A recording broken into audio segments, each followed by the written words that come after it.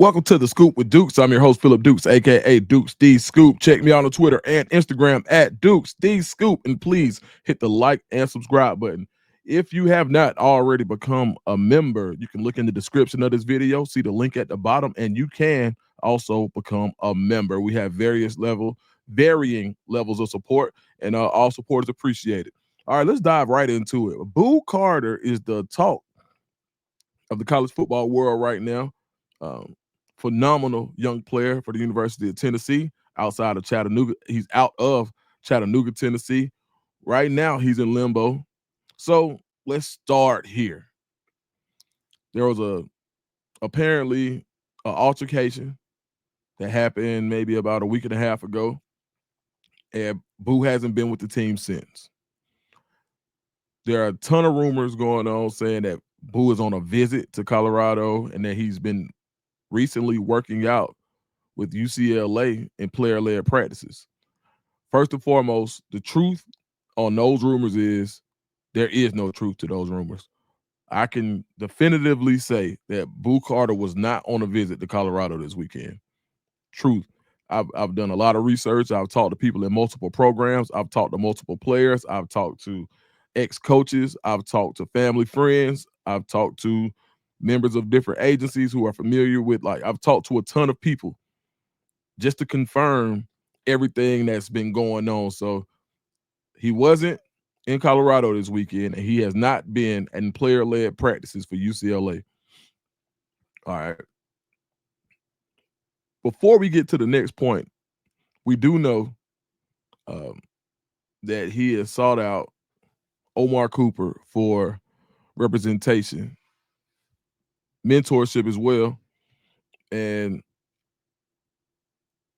my biggest problem with a lot of these things is when you go to these message boards, the hints of stereotypical behavior and the hints of thinly veiled racism that comes along with seeing a player not doing what you want them to do in that time, and they automatically become thugs. But when they were scoring touchdowns last year, it did not matter. When they were making great defensive plays, it didn't matter. But now Boo Carter and Omar Cooper are thugs. So let's talk about Omar Cooper and why his guidance is so terrible based on the Ace Bailey situation. A lot of people like to get this clip of Omar Cooper and say, "Oh well, there was this social media post that went out and said Omar Cooper was charging people for interviews and that he declined meetings or workouts with top 5 teams." All right, so first my the first thing is, why do you have a problem with someone wanting to charge to be on a podcast and do an interview? If they don't want to do it, they can decline. But if it's worth it for you to pay, then just pay them or don't. But what does that say about his character? I have no idea how that will make him a bad advisor. If he knows that his time, he's like, look, I don't really want to do it, but if you want to pay me, I'll do it. What's wrong with that? We know, I mean, now think about this. There are so many podcast personalities that charge for appearances. Who cares? How does that make him bad at what he does? All right, cool. Secondly, let's look at what happened in the draft. Ace Bailey did not fall out of the first round. Ace Bailey did not go undrafted. Ace Bailey went number 5 overall. So he did not want to go to Philadelphia. What is wrong with that? There was nothing said last year when Sarr did not want to go to Atlanta. Nothing was said. But now it's a huge problem because he's rubbed people the wrong way because he was rich before he got into the game. Because he's unapologetically who he is. He's not changing for anybody. And I think that's the problem. Is when you don't get in line with what other people feel like cultural norms should be, then you got to automatically be a thug. And I hate it. And it's a thinly veiled kind of jab at our culture as a whole. So I just want to make sure that's clear. Because when you look at what Omar Cooper just did for Ace Bailey, He's been with him forever, right? Secondly, Ace Bailey has the opportunity to be the primary perimeter slash mid game scoring option for the Utah Jazz. You look at the Mavs. If he goes number 1 overall, he wasn't going. You know, they were going Cooper Flag. And shout out to Cooper Flag, great player. He wasn't going to be able to be ball dominant there. You got Kyrie Irving. You know, not with the Spurs. Like, you got you got Swiper Fox. You got De'Aaron Fox. Stephon Castle is another young guard. And you got Wemby. So right now he's 4th at best. 3rd, you got the Philadelphia 76ers. Tyrese Maxey. Then Embiid. Okay, cool. 4th, LaMelo Ball in the Hornets. He went to a place where you have a point guard who's been known forever now, in Isaiah Collier, who is a facilitator more than anything.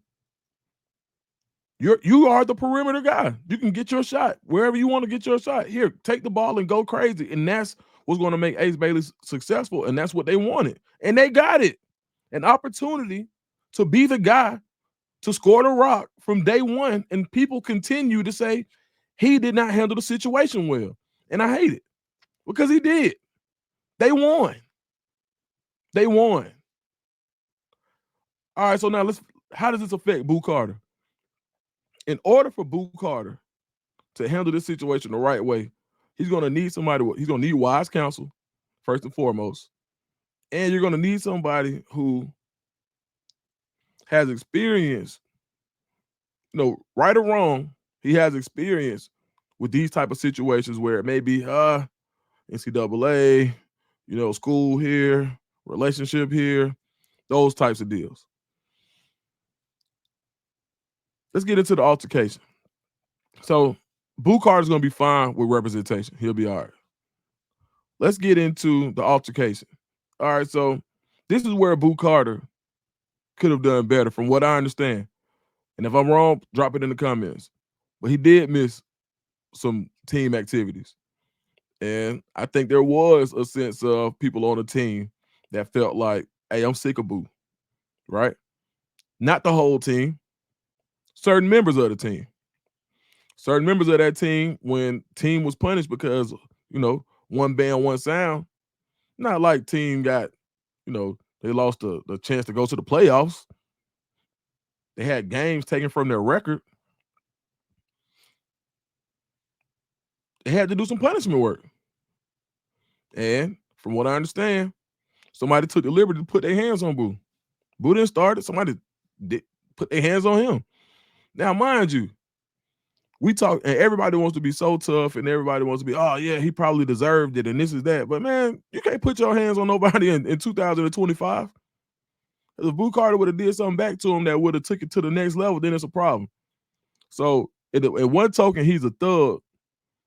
Where we're reading on these message boards, Boo Carter's a thug on one side, but he's a thug that apparently, was mistreated physically and has not retaliated for that.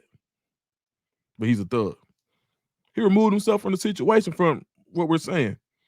And you got to think about this. When we talk about red flags, and no matter if you're a Colorado fan, no matter if you're a UCLA fan, we really got to take a step back and put football to the side and realize this is a 19-year-old kid. No matter if he's making hundreds of thousands or not, he's still 19. And where were you when you were 19? Imagine you being a 19-year-old who's had a dollar sign next to your head, not from your immediate family, but from anybody who's been in contact with you that had anything to do with football. People have been at Boo Carter since he can remember. Since he picked up a football, it's been known that he was that talented, that he would go somewhere. His mom, his dad have had to fend off and try to figure out the right people to keep around Boo Carter since they realized how special he was, because people attached a dollar sign to Boo. So even when the parents, can't keep everybody away from him. Boo still has to figure out who's with him and who's not. That's a tough situation for anybody to be in, especially when you are growing up. With that being said, could Boo Carter have done some things differently where things probably wouldn't have got here? Absolutely, I think so. Did he deserve any of the backlash? Did he deserve people talking about how bad of a person he is and him being a thug and, you know, like he has a criminal record, like, he's getting arrested for beating people up or anything like that? No, it's not fair. It's not fair at all. So before we are so quick to judge about whether this kid is a red flag, whether he's a concern, whether, Tennessee is better off without him, just remember you were 19 before. And I think, and for the majority of us, we weren't 19 with the pressure of a Boo Carter on us. Now, this is one thing I know about Josh Heupel. Boo Carter could have been kicked off the team 2 weeks ago. Josh Heupel ain't afraid. That's one thing I know about Josh Heupel. If Boo Carter was 1,000% in the wrong and nobody at Tennessee wanted Boo Carter would have already been off the team. That's just what it is. We'll see if Boo Carter reports tomorrow, Tuesday. We'll see what happens this week. But no matter how it goes, we just need to remember he's a person too. All right. And as far as the rumors in Colorado goes, I think that if Boo Carter withdraws from school and walks on somewhere, then Colorado could be a potential destination. UCLA probably could be a destination. There's going to be a lot of schools that are going to be lining up to get one of the best players in the country as a walk-on. Right? Let's not get it twisted. And if people take, like, you got to think of some of the crimes that we've seen over the past years where guys are able to transfer. Boo Carter ain't got no criminal record. It's just people saying how bad of a person he is because he missed some meetings. And I'm not trivializing that. But I do think that everybody deserves a second chance. Nobody's been perfect. And he probably, there's a very good chance he stays in Tennessee. But if he does, I want the same people who have been just, killing him on Tennessee boards. Just, he deserves to be mistreated. And, man, he's a thug. Tennessee is better off without him. When he makes those big plays this year, when he does whatever he does, and when he plays Boo Carter's game, keep that same energy. Don't root for Tennessee because Tennessee is rooting for him. If he puts on that orange and white again, you better believe that the team wanted him. The team knows who he is, and I'm talking to people on the team. I've talked to multiple players. I'm telling you, it's not all bad. Everybody has their opinion. It's just a bad situation all around. But for people to take it and just go and act like, oh my God, this is the worst kid ever. It's not. And I just hate that part of college football. If he ends up at Colorado, the discipline of Coach Prime and what they do, and people think that, oh, well, if he ends up going to Colorado, it's just going to be a walk in the park. Yeah, right. And them kids in Colorado know what's going on. You just can't go do what you want to do out there. And I don't think that's his intention. I think that if wherever he goes to school, whether it's Colorado, UCLA, I don't know. Hell, he can go anywhere. Where you go to Vanderbilt. I don't know. Wherever he does go, wherever he withdraws, if he does withdraw and walk on, they're getting a great player, but he's going to have to be disciplined. And I think one thing about it, Omar Cooper, as a leadership figure, he's not an apologist for people not doing what they're supposed to do. Like, you do have strong male African-American figures who can tell you to do the right thing. Yeah, it's not a foreign thing. So, man, I just wanted to put this piece out just for people who had questions about Boo Carter. When you go talk to his high school coaches, they, like even with the transfer, they had one transfer that was blocked. So they talk about, oh, he went from school to school. He really went to 2 schools. One of the transfers was blocked. Like, it was a lot in that stuff where it's not even just like Boo was just doing everything. Like, and I think sometimes you look at the situation and you forget about the kid. But man, to Boo's dad, to Boo's mom, to Boo, period. Like, man, stay strong. Pray, and God gonna lead you in the right. And God gonna lead you in the right direction, and stay out the message boards, and stay out social media, man, because you can't beat social media.